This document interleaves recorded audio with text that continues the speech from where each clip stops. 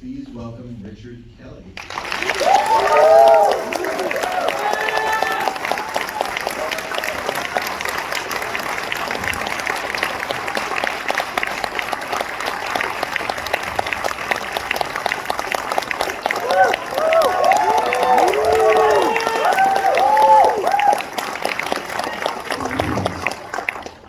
I sound so nasally tonight.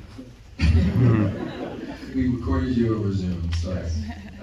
No, you self-recorded. This is your fault. Yeah, I think I had like a giant Starbucks coffee or There you go. So first of all, we're here in the Aero. Again, for those on video who may not have looked at the movie 5 seconds ago like we just did, of course, a major scene is set right here in the Aero as a day between Donnie and Gretchen to see The Evil Dead, which we're going to be seeing in a second. First of all, tell us, how did you choose this theater out of the hundreds in LA? we shot the movie all over Los Angeles. The first 90% of this movie is kind of arguably a dream of some kind, dimensional, dream-like experience, and it's meant to kind of evoke a feeling of Virginia, but it's obviously not. It's Southern California, and He's from Virginia. I'm from Virginia, and so we found a neighborhood in Long Beach called Virginia Country Club where Donnie's house is, and that was just a beautiful neighborhood. And then we just were sort of finding places that felt right. In the Aero, I think our location manager, I love the marquee and the feeling of the entrance, and we were able to mock up the Last Temptation of Christ and the Evil Dead, and it just all kind of came together. It really, we went to Calabasas to do Grandma Death's ranch way out. I think it might burn down actually. It seems somehow appropriate. We shot all over Southern California this film. I wanted some deep personal connection to the Aero. No, there wasn't. It was just, it's a beautiful marquee. Of all the theaters in LA, I feel like the Aero has this sort of most idyllic kind of small town. This whole stretch feels like you could be in a small town and somewhere in there. Did you? And you were telling me outside you also used the lobby for. Yeah, in the director's cut, there's some longer, a lot of longer scenes that were included in the. We built an arcade set in the lobby there. We put 5 or 6 arcade games, and we had Jim Malone and Jake playing the arcade game. Yeah, right. So they're here to watch Evil Dead. First of all, I love that Gretchen is asleep during the Evil Dead. It's clearly not her choice for the day. Yeah, I went on a date to go see when Twin Peaks Fire Walk with Me. And the date I took, lovely young woman, she fell asleep. This is going to work out, isn't it? But no, we needed Gretchen to be asleep narratively because Donnie had to have the conversation with Frank. So I don't want to say that Gretchen doesn't like Evil Dead. I think she just had a rough night tonight. That's it. How did you choose Evil Dead, by the way? Okay, this is a funny story. So, in the script, they originally went to see the movie Chud. And Does everybody know that anybody know what Chud is? Humanoid underground dwellers. And we were working with Flower Films, which is Drew Barrymore's company, and Linda McDonough was the executive at Flower Films, wonderful executive.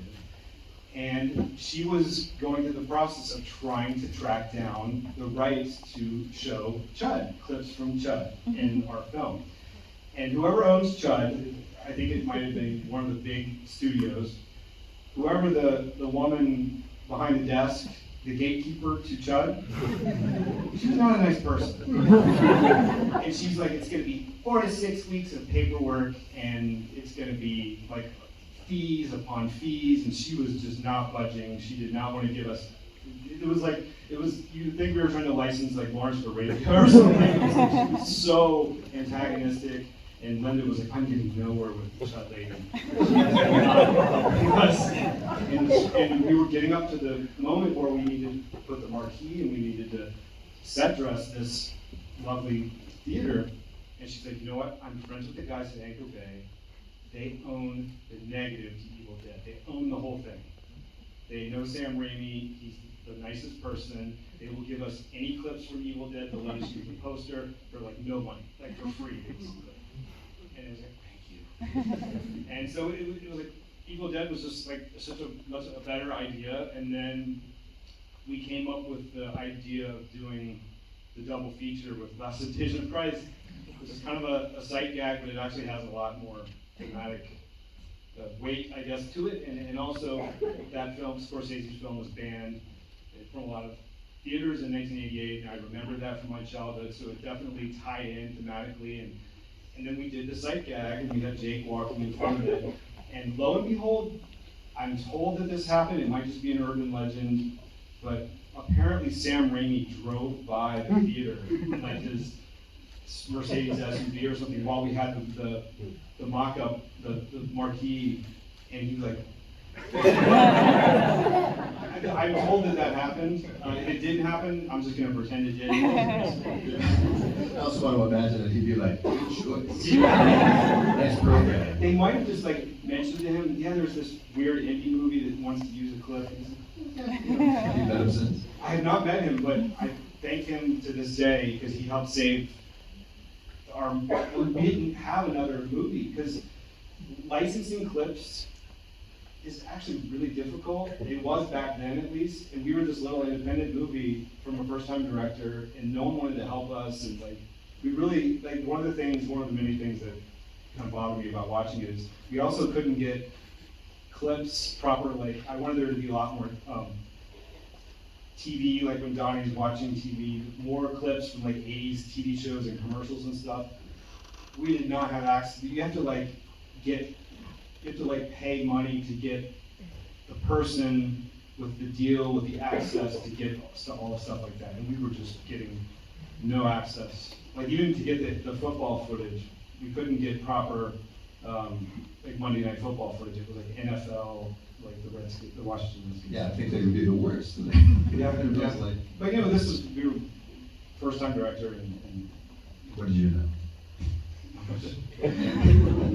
Well, it's a good segue talking then about the music. First of all, you shot all of this without having any of the rights to any of this, right? No, and this was the year 2000 when we shot this movie, and that's only 12 years out from 1988. So it's kind of like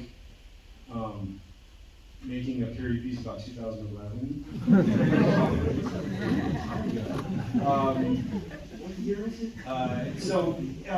It was only 12 years, but 80s nostalgia hadn't really kind of become in vogue the way it is now, and no one was really trying to license this music. And Drew and Nancy Juvonen, who's one of our wonderful producers on the film, they had just done The Wedding Singer with Adam Sandler, and that was an 80s movie, much more of a pop studio comedy. But there was this sort of like, the 80s were on the brink of kind of becoming a nostalgia thing. And we were sort of reaching out to all these musicians, and we were able to get access through our amazing music supervisors to a lot of these songs for a price that we could afford at this budget. The budget of the movie was $4.5 million in the year 2000. So. I wasn't going to talk too much about Tears for Fears because it's in the show. You can watch it. I listen to it. I hope you do. But you did shoot the Tears for Fears sequence without having the rights to it. Oh yeah, Head over heels. I had a habit of doing that. Let's just do it. Let's go for it. And it was choreographed to that song. It was choreographed to the song. It was in the script. We had pre-edited the song because we needed to. When they jump out of the bus, I knew that it was the opening chord of the Tears for Fears song when Donnie's feet hit the pavement. That was the way it was designed. But I needed to get to Time Flies by the time we get to Drew Barrymore walking into the class, and I knew I wanted to do the speed ramp with the kids settling into place when Time Flies. So we had to edit the song down so that we could get from the beginning to the end, logically, by stitching together these 4 or 5 steady cam shots. So, but what would you have done had they said no? oh God, I didn't think that far. Just go for it. Who cares? No, I mean, look, they weren't.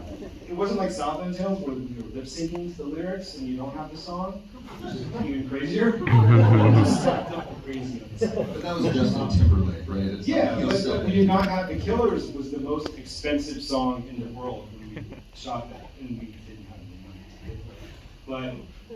But with this, we could have put a different song to it, probably, maybe, but we were very fortunate that we shot it. And it was the second day of shooting when we did that whole sequence, and the producers were really, really like, why are we spending half a day shooting a music video? No one's talking, there's no dialogue, like you're gonna cut this out of the movie. There was a lot of skepticism, and I just called the editors. It was the second day of shooting, and I'm like, get the footage back from the lab, just get it into the Avid, and just do the speed ramps. And we have the song edited down already. Just give me a cut by the end of the week. And so, sure enough, at lunch Friday, they rushed over a VHS tape scene. We went over to my little tiny trailer that I never even went in more than once, and I put it in the VHS machine. And I brought in like the producers and the script supervisor and the line producer and anyone who was being a naysayer on it, and they watched pretty much what you see in the movie, and you could just see all of their faces. I mean, I went on YouTube when I was putting this episode together. It has like millions of views, that scene, and like some of the things that people say, I'm like, I fucking love this scene. It's like one of the most beloved scenes. Well, it popped in my head, and I was like, this is something I have to really fight for, because you have to pick your battles, as I said on the podcast, you know. Especially when you're doing your first movie, you got to prove yourself, and that first week is really important because you have to get the crew on your side by Friday of the first week. If Friday lunch rolls around in week 1 and the crew is like, this guy's an idiot, doesn't know what he's doing, you've lost them, and they're not gonna keep working for you because if they think this barely 25-year-old kid doesn't know what he's doing. So by the end of the first week, I had won them over, and when I was able to show them the Tears for Fears sequence, everyone was just like, let's back to work, back to 5, folks, let's go. Let's finish the day. Let's sparkle motion this shit.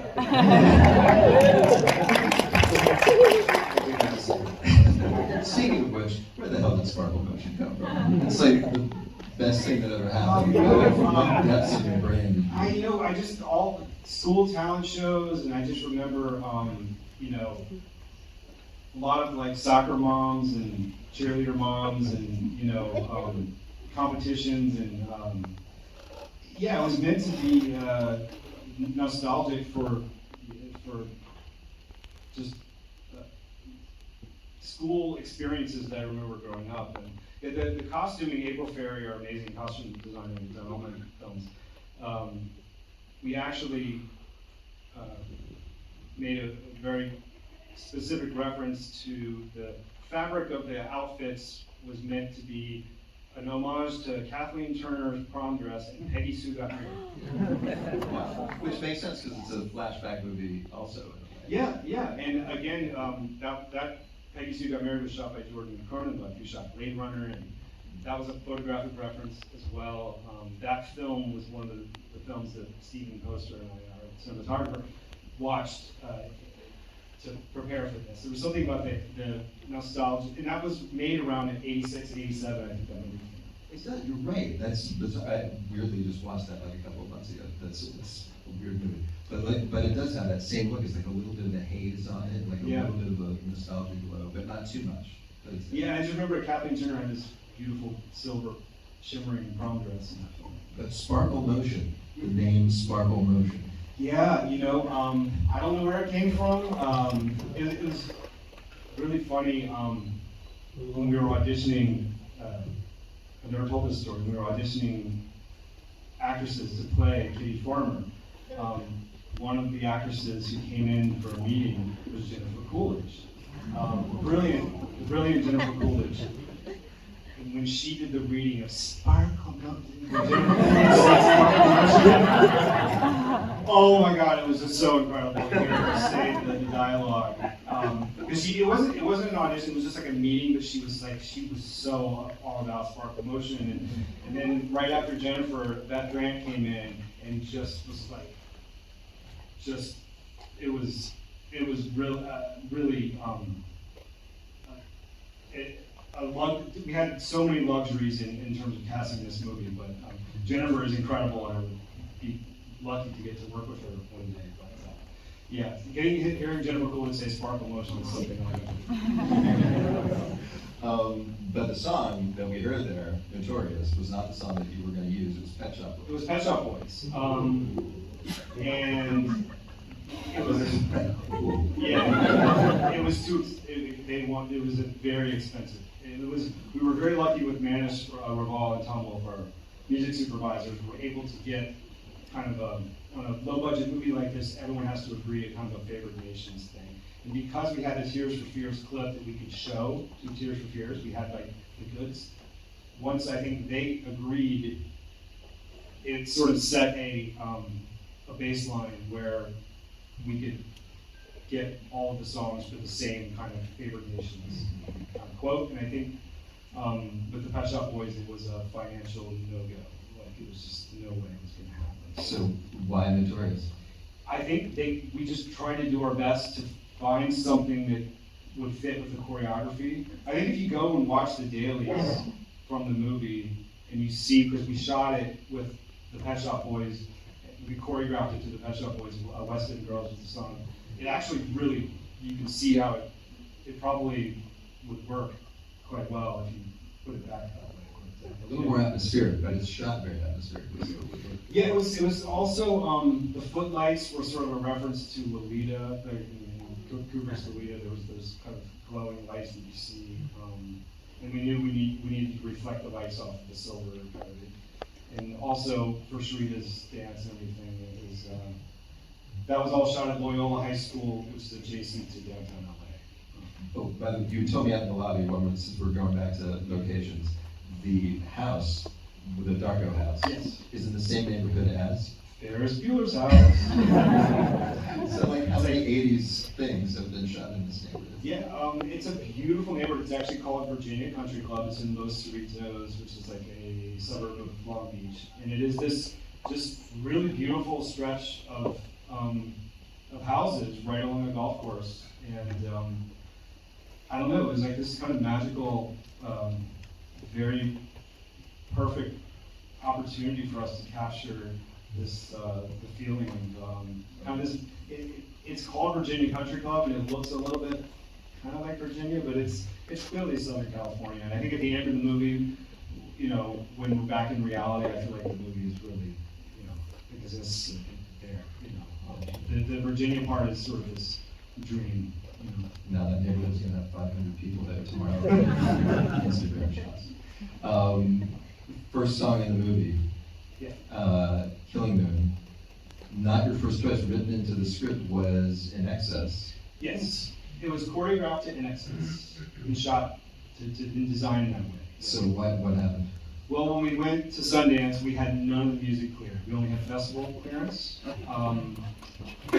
And the movie was, we had a rough road after Sundance, and just trying to cling to, hold on to everything that we could. And when the distributor, Newmarket Films, finally picked it up because they had success with Memento, they took a chance on us.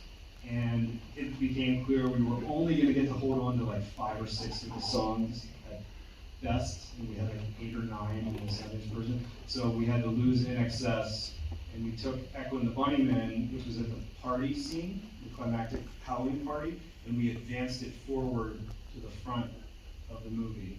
And then it created some problems in that Halloween party where we had to put in generic death metal song.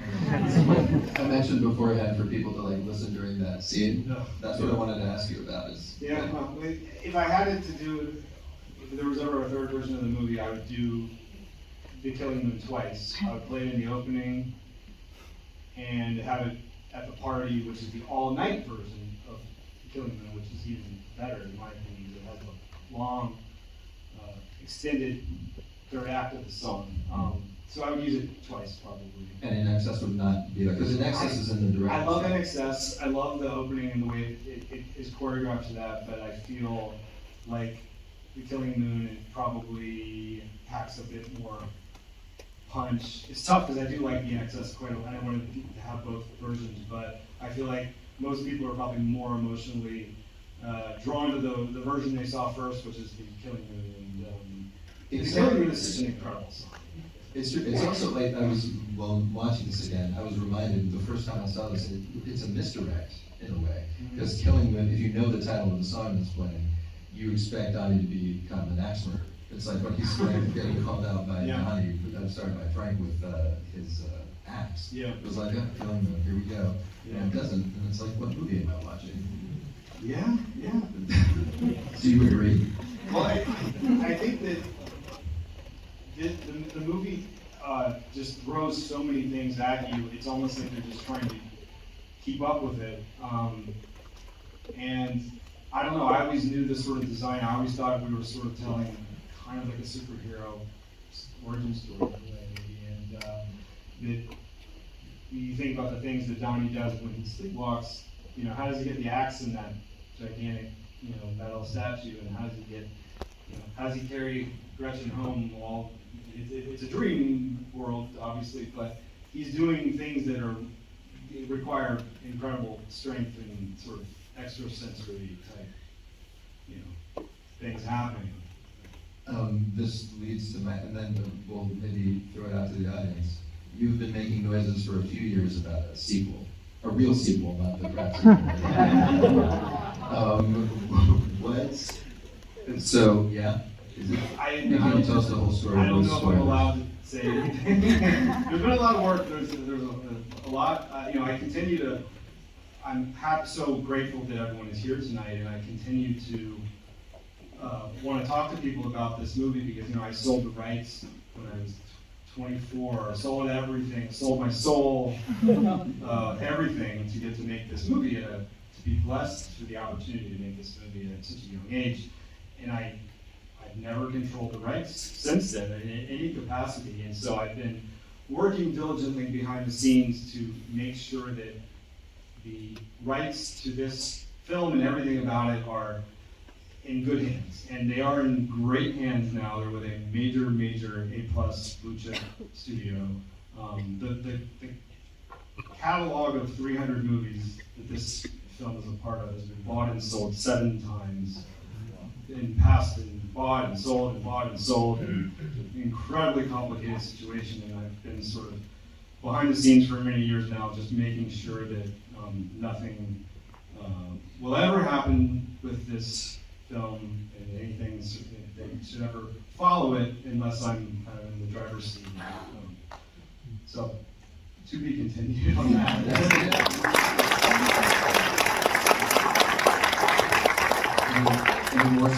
Let me ask you this: for whatever sequel, to whatever extent that it's done, what song do you imagine opening a sequel? Even if you don't have anything.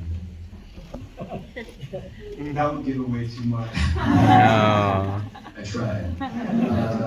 Let's take some questions. Anybody? Start right up front. It'll be easy to hear.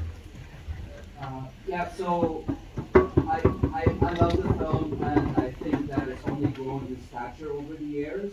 But I think seeing it back in 2001, it threw us right in the deep end from the very beginning, and this predates films like Mulholland Drive and all of that. And I was just curious whether at any point, maybe even in the writing process, there was a temptation or maybe even some pressure to explain things up front a bit more, because that would have really done this film a disservice. But I'm curious whether at some point that was a question. So the question is whether at some point there was pressure to explain things more in the film than they are. I would say in the meetings I took before we got cast involved, because it was originally Jason Schwartzman who was going to play Donnie, and I would not have a career were it not for Jason.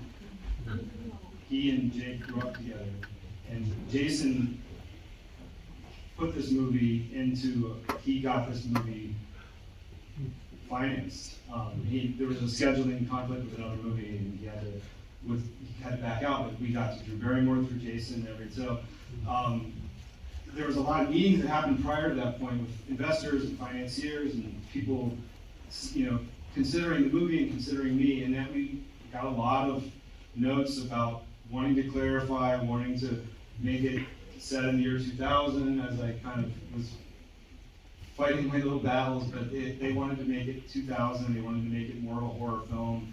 They wanted, is Frank evil? Frank needs to be evil. Like, why is Satan? Like, they wanted it to be very cut and dry and very, the ambiguity was not going over well with a lot of people. I think when we got, again, Drew Barrymore and everyone involved, it protected the screenplay, and it just, when you have these guardian angels, whether it's someone like Jason Schwartzman or Drew Barrymore and Nancy Duvonin, and they just protected the integrity of the script, and I got to hold on to what it was. It's kind of a miracle. Yeah, I also have to say it's surprising because I've heard from many, including yourself, it was a pretty hot script in Hollywood. It was like on the blacklist and everything, right? I don't think the blacklist existed. It was definitely, I got signed by, I met everyone. I got signed by CAA, and I got sent out to meet everyone in town. Everyone in town read it. And then they met me, and they saw that I looked like a fetus. They're like, no, you're not going to do this. This is a writing sample. This is a great writing sample, Richard. And I was very stubborn and wouldn't, there was an offer to purchase the script, and I said no. I was never going to relinquish control over it. Because I knew they would rewrite it, turn it into a horror film, and they would get rid of 1988, and they would make it something completely different than what. So I was a real stubborn pain in the ass. And but it got to Jason Schwartzman, and then it got to Drew Barrymore, and that was the protection that I needed to get $4.5 million in a summer start date, a late summer start date. Because Drew had a Penny Marshall film called Riding in Cars with Boys, which she was going to go do, her big Sony movie. We had Drew for 1 week, and if we didn't meet that date, the whole movie would have collapsed, so we had to just go for it. One back there, right there. Yeah. First and foremost, I want to say it is an incredible honor and privilege to be asking you a question. You're saying it's an honor and privilege to be asking a question. Likewise. I, for one, saw this movie a couple months ago and I fell in love with the movie. And in my interpretation, you brush up on a lot of topics like quantum physics, religion, the coming of age. And I got so many interpretations and everything, but I just wanted to ask, what was the inspiration, or more so, what is Donnie Darko? And I'm sure you've been asked that question for like the past 20 years, but I would just want to know. When you say what is Donnie Darko, you mean the movie or the character? The inspiration for the movie. The inspiration for the movie. Well, it was my whole childhood, and there's so many things from my childhood in this movie, whether it's students and teachers and people, Grandma Death was like a real woman. She didn't write a time travel book, I mean that. There was an elderly woman on a main street called Robius Road where I grew up in Virginia, in Midlothian, Virginia, and she would wave in her mailbox, and she would open and close the mailbox, and open and close the mailbox. And everyone was so worried that she was gonna get hit by a car or something, and it was my brother and his friends nicknamed her Grandma Death, and it was like, there was the health education curriculum, the love and fear lifeline that was real. Yeah, I got in an argument with my PE teacher about it. I did not. Wait, so you're done. I did not tell her, I did not insult her, and I did not go to the principal's office. That was something that I mentally kind of took it to the next level. But yeah, I mean, I went to public school. I'm very proud to have gone to public school in Virginia and everything. But this became, for a multitude of reasons, a private Catholic school, which kind of, wasn't a true reflection of the high school experience I had, but it still works for the movie. And there was a lot of Catholicism that ended up in the movie that kind of just sort of came together where there's Loyola High School, which is a Jesuit school, great Catholic school, and you know, Grandma Death being a nun, Roberta Sparrow being a nun, and then the Temptation of Christ. There was all this kind of Catholicism that ended up kind of permeating the movie that was almost like by accident, but it just felt it was moving in that direction, I guess. This reminds me, there was an interview that I watched with Jake Gyllenhaal, and he was talking about the first, when he read the script, he was talking about meeting you, and he was like, I just expected this like goth dude, you know, spent a lot of time in basements, and was like, hey, and like, you know, met this like nice gentleman. Where, and sort of to your point, where did this come from? You think it's like repressed Catholicism? Like I don't know. I think it was very influenced by Stephen King. I grew up just devouring every Stephen King book. You see Mary McDonnell reading It. This is a big clue. And then the Tommyknockers. This is another clue. Eddie is reading the hardback version of it. We lost the slipcover. You can't see that it's the Tommyknockers, but that's what he's reading. It was very influenced by Stephen King. It was just, you know, very, you know, that was the big, that's why I got the permission to put those two books in the film. And also just all my high school curriculum, you know, the Destructors, which is another big key point, and Watership Down, this is more of the director's cut, which after they banned the Destructors, they drew Barrymore Teaches Watership Down, and shows a clip from the Watership Down film, which is terrifying, beautiful but terrifying. That was all my high school curriculum. Those are the books and the stories that really just stuck with me and informed my whole childhood, really. See, it was just drawing a lot of childhood stuff. You know. Maybe right there. You got to work with some really big actors early in their career, like Jake Gyllenhaal, Seth Rogen's in this movie, and then later Dwayne Johnson and Southwind Taylor's really early in his acting career. How is it working with those new actors, and how has it been seeing so many people from your films go to superstardom? Because it's seeing a lot of the people that he worked with on this film, Southland Tales, going on to the superstar like Seth Rogen. It's wonderful, wonderful. I mean, I've been just really blessed to work with a lot of really great actors, and when they do my movies, because I make these crazy movies, they're there because of the material. They're not there for a paycheck, or they're not there because, you know, they're going to buy a vacation home with their paycheck or anything. They're there because they are invested in me and taking a wild risk, and they all took risks to work with me. And yeah, seeing Seth Rogen and Jake and Maggie and everyone in this film just go on and on to such great things. I'm just enormously proud and grateful that you know, that things continue to go well for them. And then getting to work with Dwayne was a life-changing experience. I mean, he was the most wonderful, hilarious, open-minded, like, ready to experiment and listen to all of my crazy ideas and just go and study and focus and do so many wild, bonkers, comedic, very strategic, precision, choreographed stuff for me and South. I can go on and on about Dwayne getting to work with all the Saturday Night Live actors and all the cast and stuff. And so I've been very blessed to work with a lot of great actors, and they, you know, they took a risk. You know, these movies are very risky to do.